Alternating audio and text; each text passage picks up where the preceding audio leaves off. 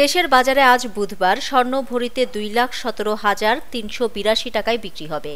সর্বশেষ রোববার 19 অক্টোবর স্বর্ণ ভরিতে 1,050 টাকা বাড়িয়েছে বাংলাদেশ জুয়েলার্স অ্যাসোসিয়েশন বাজুস।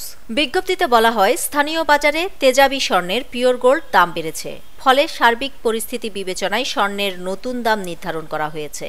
নতুন দাম অনুযায়ী দেশের বাজারে প্রতি ভরি 22 ক্যারেটের স্বর্ণের দাম পড়বে 2,17,382 টাকা। এছাড়া 21 ক্যারেটের প্রতি ভরি 2,07,503 টাকা, 18 ক্যারেটের প্রতি ভরি 1,77,853 টাকা এবং সনাতন পদ্ধতির প্রতি ভরি স্বর্ণের দাম 1,48,075 টাকা নির্ধারণ করা হয়েছে। এদিকে বিজ্ঞপ্তিতে বাজুস আরও জানায়, স্বর্ণের বিক্রয় মূল্যের সঙ্গে আবশ্যিকভাবে সরকার নির্ধারিত 5% ভ্যাট ও বাজুস নির্ধারিত ন্যূনতম মজুরি 6% যুক্ত করতে হবে। তবে গহনার ডিজাইন ও মানভেদে মজুরির তারতম্য হতে পারে। এর আগে সবশেষ গত 14 অক্টোবর দেশের বাজারে স্বর্ণের দাম সমন্বয় করেছিল বাজুস। সেদিন ভরিতে 2,613 টাকা বাড়িয়ে 22 ক্যারেটের এক ভরি স্বর্ণের দাম 2,16,332 টাকা নির্ধারণ করেছিল সংগঠনটি, যা এতদিন ছিল দেশের বাজারে মূল্যবান এই ধাতুর সর্বোচ্চ দাম। এ নিয়ে চলতি বছর মোট 66 বার দেশের বাজারে সমন্বয় করা হলো স্বর্ণের দাম,